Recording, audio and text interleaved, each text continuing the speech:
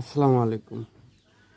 খাটো জিরাশাইল ধানের জার্মিনেশন, যে বীজগুলো আপনাদের কাছে সরবরাহ করা হচ্ছে খাটো জিরাশাইল ধানের, যেটা অনেকেই রড মিনিকেট বলে, অনেকেই জিরা বলে, জিরা ধান বলে, অনেকেই মিনিকেট ধান বলে। সেই ধান বীজ সরবরাহ করার পরপরেই আপনাদের দেখানোর জন্য জার্মিনেশন করা হয়েছে। প্রথমত বীজগুলো পাওয়ার পরে আপনারা রোদে মিনিমাম 1 থেকে 3 ঘন্টা শুকাই নেবেন। এরপরে 24 ঘন্টা বীজগুলো পানির মধ্যে ভিজিয়ে রাখবেন। তার পরবর্তীতে আপনারা এখানে কচুর পাতা দেখতে পাচ্ছেন। যখন জাগ দিবেন অবশ্যই কচুর পাতা দিয়ে জাগ দিবেন, তাহলে জার্মিনেশনটা অনেক ভালো হয়।